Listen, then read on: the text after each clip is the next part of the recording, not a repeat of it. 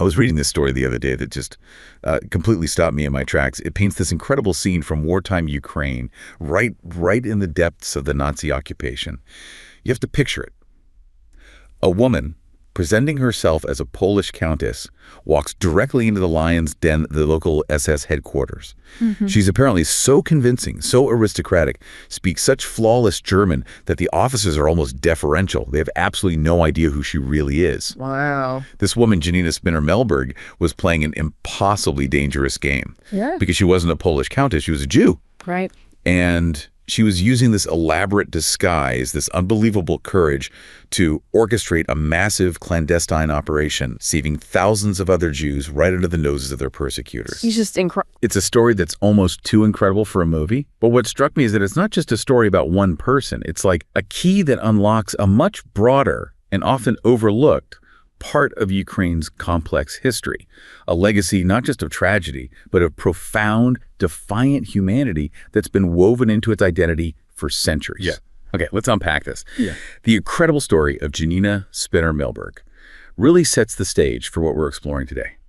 The profound and, often overlooked complexity of Ukrainian Jewish history. It's a shared past marked by, cultural fusion, economic interdependence, violence, and yes, these extraordinary acts of courage. That narrative, the sheer audacity of Melberg's choice, it perfectly encapsulates the central contradiction we need to address, I think. This deep dive is really about understanding the entire historical tapestry of the region. We have to look beyond simple sort of binary narratives, victim versus aggressor, and instead examine centuries of deep coexistence and cooperation alongside periods of intense conflict and tragedy, and ultimately focusing on the contradictory roles played during the darkest era, the Holocaust. So our mission today is to trace this history, from antiquity all the way up to the present challenges of memory, to understand just how deeply intertwined these communities really were. Exactly. It's a relationship that predates modern nation-states, starting literally in ancient times. Yeah, the foundation is truly ancient. The Jewish presence on Ukrainian lands, it dates way back to antiquity. Right. We are talking about communities established long before the regional powers we usually talk about today even came into being. And when Kievan Rus emerged, 9th century, it became this major political and economic force. What was the initial dynamic like then? Because usually in early medieval Europe, that relationship for Jewish communities is, pretty restrictive. Well, what's fascinating about Kievan Rus's is that while the official church doctrine certainly carried anti-Judaic themes, that was pretty standard across medieval Christendom, the political and economic leadership operated differently. Okay. The Kievan princes actively welcomed Jewish participation. They recognized their crucial role, particularly in trade and finance, bridging connections between the Byzantine world and Northern Europe. So pragmatism kind of trumped religious dogma in the marketplace. Precisely. And we have actual proof of this deep history. Yeah. There's the famous Kievan letter, right? A document from around 930, written entirely in Hebrew, signed by community representatives, documenting trade activity and, the community's existence. To concrete evidence. Absolutely. And Kiev also had a specific quarter for the community known as Zidov.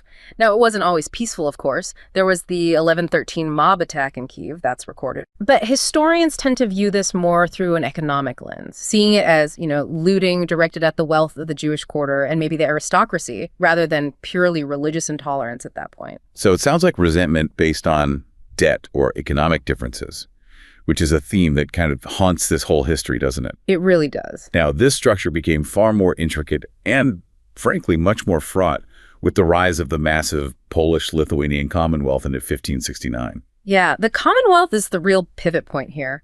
The largest migration of Jews eastward into these territories was a direct result of Poland's expansion and its, aggressive colonization efforts, especially after the Union of Lublin. Okay. The Polish magnates, the big landowners, they needed administrators for their vast, newly acquired Ukrainian lands, and they actively settled significant numbers of Jews to do that work. And this administrative role is the key, isn't it, for understanding the next few centuries of sort of structural tension.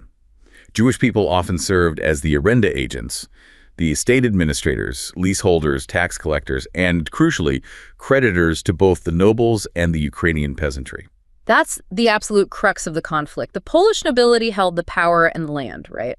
But the Jewish agents were the visible, daily implementers of that system. The face of it. Exactly. This leaseholding system, the arenda, it intensified the burdens on the Ukrainian peasantry, who were often serfs. So it structurally positioned the Jewish community, however unintentionally, as the representatives of the foreign landowning aristocracy in the eyes of the overburdened local population. So even though the Jewish community wasn't the source of the repression, they became the face of it. That's just a fundamentally unstable social arrangement. Absolutely. Yet out of this really tricky arrangement, a unique cultural space was born. The shtetl.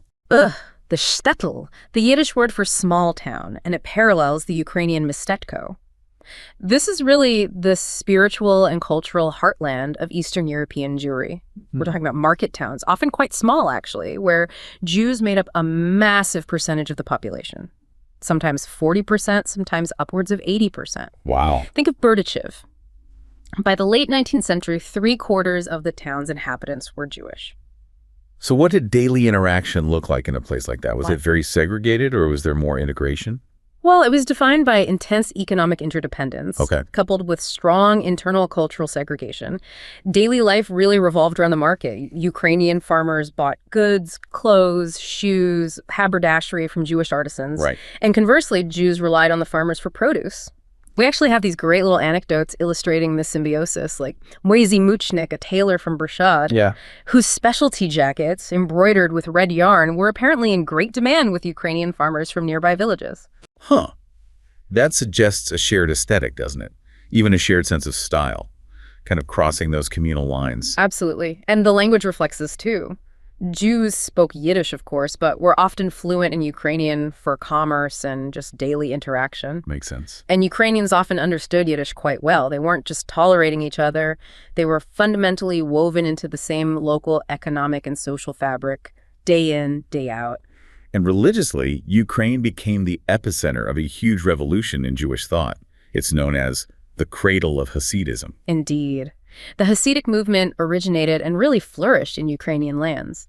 Medzhybizh was the home base of the Baal Shem Tov the Bashit. Right. The fact that this deeply spiritual, transformative movement took roots specifically in Ukraine, it speaks volumes about the vibrancy of Jewish life there. I love that specific, maybe slightly mythological detail in the Hasidic lore about the Bashit befriending the famous Ukrainian Robin Hood figure, Oleksiy Dovbush, Oh, yeah. who supposedly gave him a prized pipe. It's probably a folktale, right? But it symbolizes that deep, if sometimes romanticized, connection between these two cultures, the Jewish sage and the Ukrainian outlaw figure. It really highlights the permeability of cultural borders, at least at the folk level. And this area was also a critical hub for publishing, particularly for Hebrew and Yiddish religious texts in cities like Zofka and Koretz. It was an intellectual powerhouse, too. But this profound coexistence, this shared life, it was periodically just shattered by massive communal trauma. It was. The Jewish community suffered terribly during the Cossack uprisings led by Bohdan Khmelnytsky in 1648-49. These massacres are chillingly chronicled in a book called Sefer Yevin Metzilah. And later, during the Khalivshkina revolts of 1768, you had the Haidamakas. These were fugitive serfs and Cossacks. They primarily targeted Polish nobles and Catholic or Uniate clergy. Right. But Jews were also killed during their plundering. They weren't necessarily seen as the primary enemy in that case, but they were caught in the middle. It just reinforces that danger, doesn't it? That inherent danger in the Jewish intermediary position, caught between the Polish landowners and the rebellious peasantry. Exactly, a precarious position. Okay, so by the end of the 18th century, the partitions of Poland fundamentally reset the whole board. They brought vast territories and pretty much the entire population of Eastern European Jewry under the control of the rigid, repressive Russian Empire. Yeah, this is the era of the Pale of Settlement. A deliberate imperial construct designed specifically to contain and restrict Jewish life, forcing them to live almost exclusively within this fixed region that roughly lines up with present-day Ukraine, Lithuania, and Belarus. Imperial policy shifted here from a kind of pragmatic tolerance to deliberate centralized oppression aimed at forced assimilation. And Tsar Nicholas I's policy of compulsory conscription. That sounds like pure state-sanctioned terror designed to break Jewish identity at its most vulnerable point, the family. Oh, it was horrific. Yeah. Nicholas I, reigning from 1825 to 55, he implemented these compulsory conscription quotas for Jewish males aged 12 to 25. 12. 12. And the aim wasn't just military service, it was conversion. We know that around 1/3 of these conscripted boys were ultimately baptized into Orthodoxy. Oh my God. And the use of cappers, or grabbers, to kidnap Jewish boys, sometimes as young as 8, just to meet these quotas that lasted until 1856. Kidnapping 8-year-olds. Imagine the state deploying agents whose sole job was basically to snatch children from the street to fulfill military quotas designed specifically to destroy their faith. The scale of that cruelty is just hard to comprehend. And while some Jews did manage to transition and even thrive during this restrictive era, like you mentioned the Brodsky family in Kyiv, who established a powerful sugar cartel alongside wealthy Ukrainian industrialists. Right, there were exceptions. The vast majority were impoverished. Absolutely. The Pale created this massive, often economically stifled population. The modest existence many Jews led often bordered on real poverty, and that, in turn, fueled the next massive catastrophe, the era of the pogroms. The mass attacks against Jewish homes and stores. They started in 1881, triggered by the assassination of Tsar Alexander II, beginning in cities like Elizabethgrad, Kyiv, Odessa. Historians now have, I think, a clear view of this first wave, from 1881 to 84. While older narratives suggested they were orchestrated from the top right away, current research suggests the authorities didn't initially instigate them. However, they certainly coincided with a massive propaganda campaign in the press and the government, which eagerly blamed Jews for pretty much all social and economic ills. So the violence was maybe spontaneous, but definitely leveraged and encouraged by the state's rhetoric. Exactly. But the later waves, from 1903 to 1906, that was far more cynical and organized. Right. Yes. These were essentially state-sponsored massacres. The later pogroms, including the absolutely devastating one in Odessa, where around 800 Jews were killed. They were actively orchestrated with explicit support from the police and the army, carried out by these ultra-nationalist, monarchist militants known as the Black Hundreds. And the Jewish community's response, organizing self-defense units in major cities, that shows a profound shift, doesn't it? Yeah. Towards active resistance against state-backed violence. It does. A recognition that they couldn't rely on the state for protection. This tension really comes to a head in the Bailey's trial between 1911 and 1913. This wasn't just a mob attack. This was the government using the whole machinery of the state, the courts, the police, the media, to push the ancient poisonous blood libel. Yeah, Mendel Bailey's a Jewish factory superintendent in Kyiv, falsely accused of ritual murder. This was just a naked attempt by the Tsarist regime to re-legitimize institutional anti-Semitism on a massive public scale. The whole prosecution was a political spectacle. But here's the twist, and this is where that complexity of local Ukrainian-Jewish relations kind of shines through the darkness. The jury. Right. The jury, composed largely of local Ukrainian peasants, they found Bailey's innocent. Despite the pressure. Despite overwhelming pressure from the state, the monarchists, the Black Hundreds, everyone, to return a guilty verdict. That act of defiance was just profound. And the prominent Ukrainian historian Mikhailo Rushevsky praised this specifically. It shows that despite all the political and social tensions, the local ordinary population was capable of resisting government-incited anti-Semitism. It demonstrates a kind of resilience against the state's attempt to define who the other should be. A very important moment. Yeah. And this complex relationship, it extended into the emerging Ukrainian national movement as well, which had deeply ambivalent and often contradictory views towards Jews. Right, like Taras Shevchenko, the national bard. He offered a kind of ambivalent picture of Jews in his work, sometimes using stereotypes, but he also included genuinely empathetic depictions and clearly appreciated the complexity of the intertwined cultures. And then there's Mikhailo Drahomanov, a leading intellectual. Initially, he argued Jews represented a parasitic class defined by petty trade, kind of echoing that structural resentment we talked about earlier. Yeah. But later, he profoundly changed his stance. He recognized the widespread poverty among Jews and eventually proposed national cultural self-government for the Jewish community within a multi-ethnic state. That's a big shift. It's a crucial shift. It reflects a growing political maturity, I think, within the nationalist movement. And that pragmatism eventually became codified politically. Yeah. Vladimir Jabotinsky, the Zionist leader publishing in Odessa, he recognized this shift. He argued that Zionists and proponents of the Ukrainian national idea actually shared common enemies, the Russifiers and Polonizers, and therefore had common political goals. And that shared interest translated into real political power, especially after the 1905 revolution in the Russian Empire. Jewish parties, both Zionist and Bundist, they cooperated closely with the Ukrainian Central Rada, the revolutionary parliament formed in 1917. Okay. Jews were not only well represented, but Yiddish was officially recognized as one of the national languages and was even featured prominently on the Ukrainian National Republic's currency. Wow. Putting Yiddish on the money. Yeah. And across the border in Austrian Galicia, this political cooperation was even more formalized under Habsburg rule. The Edict of Tolerance granted rights, although the state did push for assimilation into German culture. But what really stands out there is the sustained political alliance. Despite some initial frictions, Jewish and Ukrainian political parties reached concrete electoral agreements in 1906-07, agreeing to vote for one another's candidates. Smart politics. It resulted in joint Jewish and Ukrainian political clubs in the Austrian Imperial Parliament. It was a sophisticated, cross-ethnic political machine built on shared opposition to Polish dominance in the region. And the shared civic life also manifested physically, didn't it? You mentioned the Israelite hospital in Lviv, built between 1898 and 1903. Yes. It sounds like a perfect encapsulation of the era's civic spirit. Funded by a Jewish philanthropist, designed by a Polish employee, and importantly, built by the firm of Ivan Levinsky, who was a noted Ukrainian patriot and architect. It really shows that decades of political cooperation and just neighborly interaction built tangible structures that benefited everyone. It laid a foundation that makes the subsequent catastrophe all the more devastating. So that foundation of shared life we just detailed, it was just instantly annihilated with the German invasion in June 1941. This period marks the absolute nadir, the lowest point of Ukrainian-Jewish relations. Yeah. What immediately followed the German entry was not just German violence, but a wave of extreme, often spontaneous pogroms, particularly during the summer of 1941. Spontaneous. Well, they broke out either just before the Germans arrived or simultaneously with their arrival, especially in western Ukraine.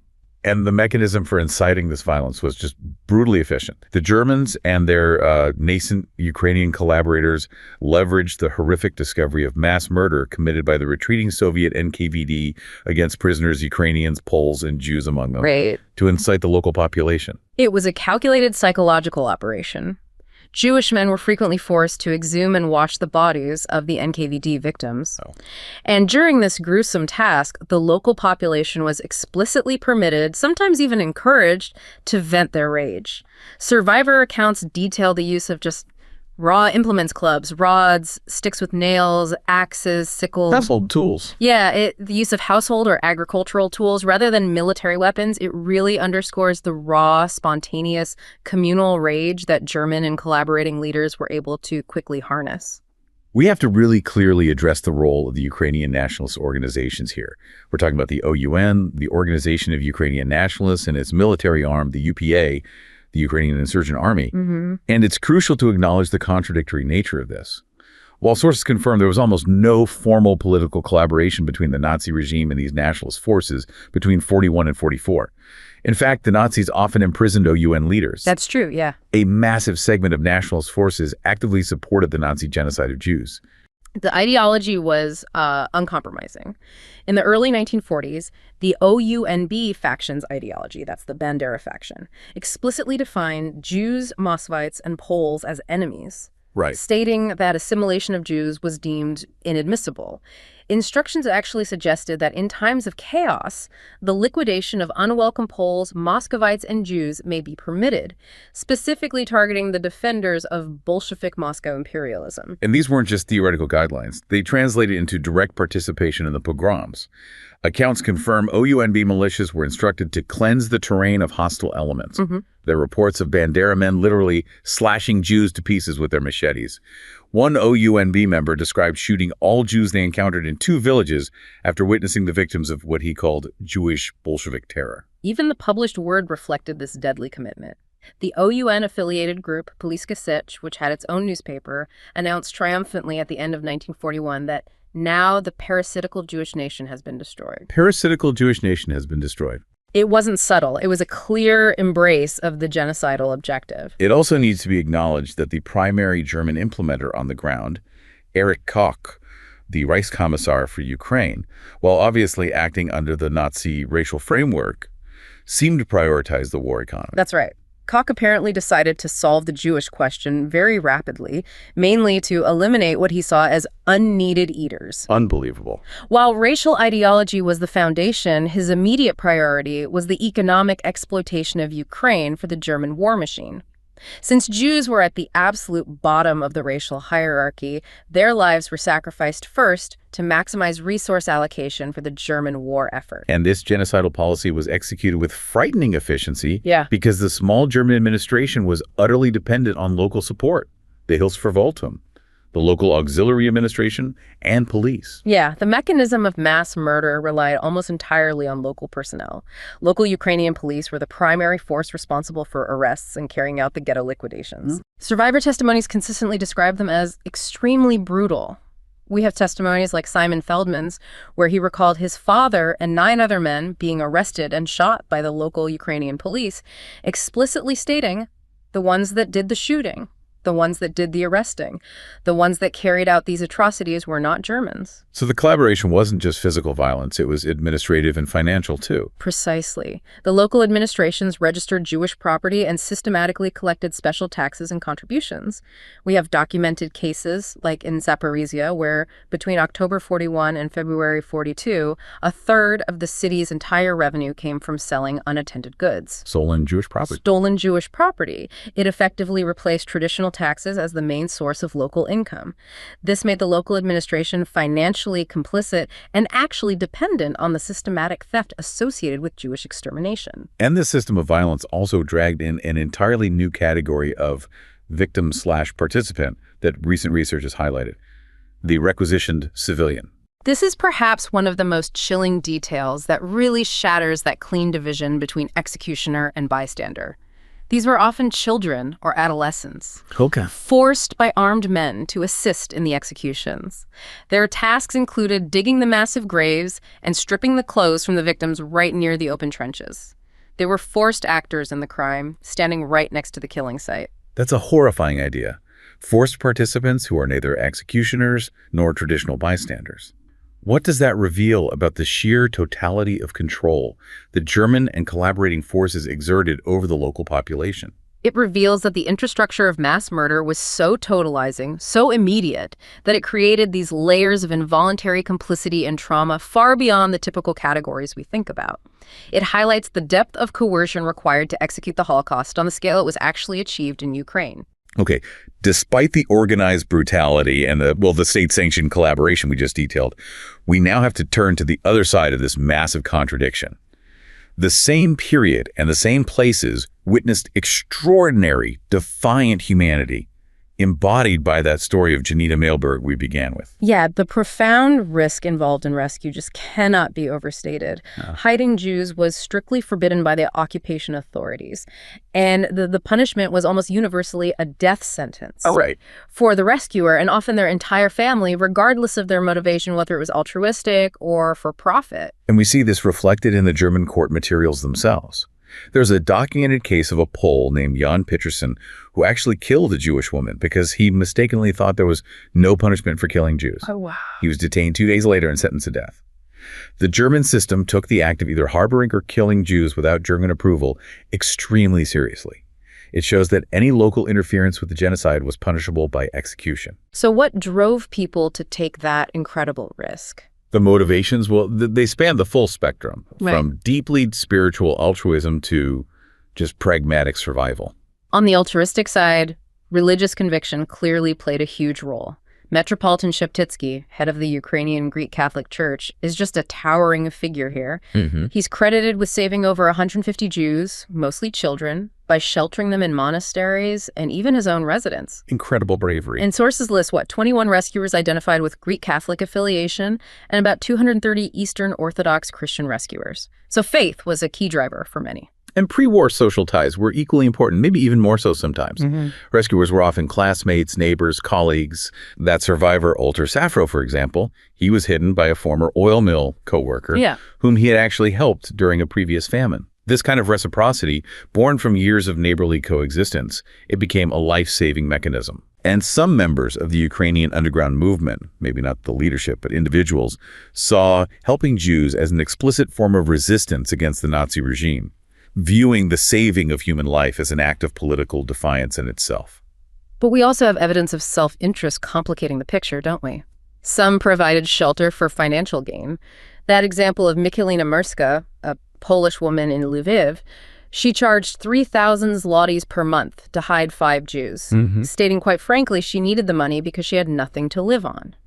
Now, while this was a transaction born of extortion and desperation, it still resulted in shelter being provided under extreme personal risk. When you look at the sheer scale of the recognized effort, it's just astonishing. Ukraine has a very high concentration of recognized rescuers, 2,659 recognized righteous among the nations as of January 2020. Yeah, and what's truly illuminating is the geographic pattern of this rescue. One area stands out as an absolute champion, the Vinnytsia region. It accounts for nearly 1/5, 19.6% of all Ukrainian righteous. That's 520 people. Wow. Why Vinnytsia specifically? That number seems too high to be just random. Well, it directly correlates with areas that had the densest Jewish population before the war, like Vinnytsia, Kyiv, and Zhytomyr. Oh. The data strongly suggests that pre-war neighborly coexistence, the depth of that shtetl community life and economic integration we discussed earlier, Right, Section 1. that was a crucial factor in the survival efforts. When the violence came, it was those social ties, forged over centuries, that provided the first line of defense for many. And finally, we have to return to that inherent contradiction within the nationalist movement itself. Despite the official anti-Semitic ideology of the OUP that we detailed, sources confirm profound contradictions happening on the ground. Indeed. We have documented instances where, completely contrary to official policy, some UPA units actually protected Jewish family camps hidden in the woods. Really, protecting them. And perhaps even more remarkably, many Jewish healthcare professionals, doctors, nurses, dentists served within UPA units. Wait, a Jewish doctor treating wounded Ukrainian nationalist soldiers whose organization officially targeted Jews for liquidation.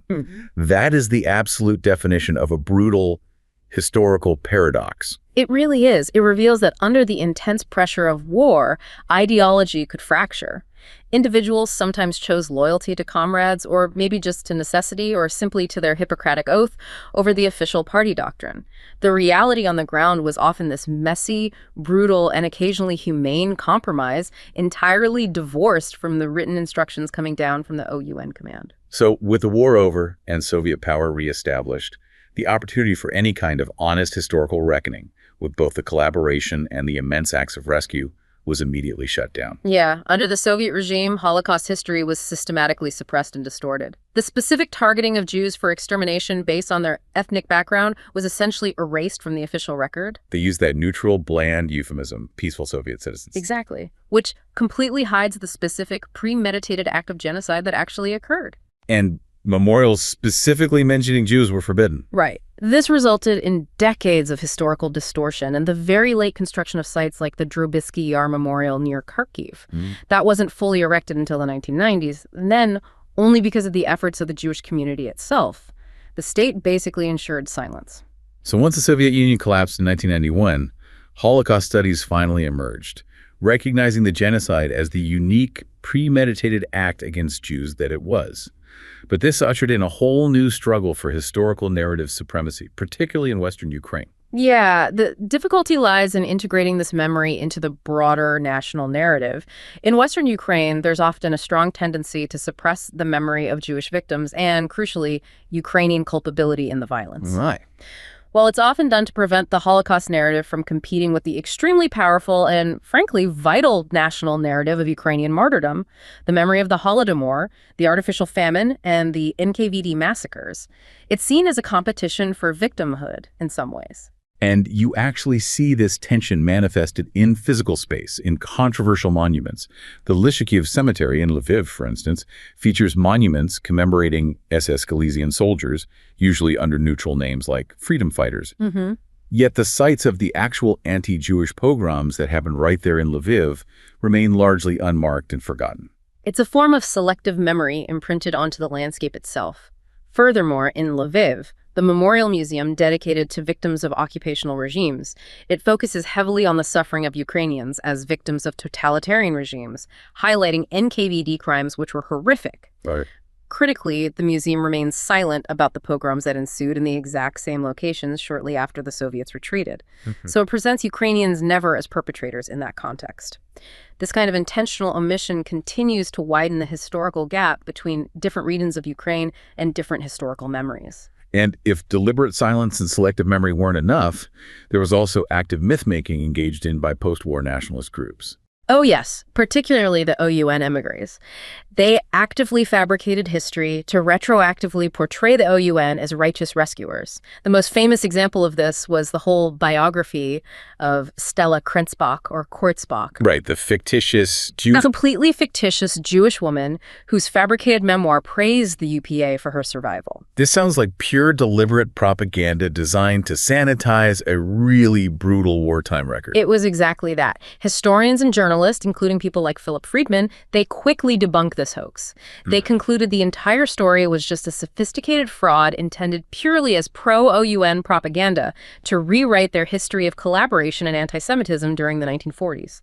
So the struggle for memory, therefore, involves fighting against deliberate historical distortion as well as passive silence.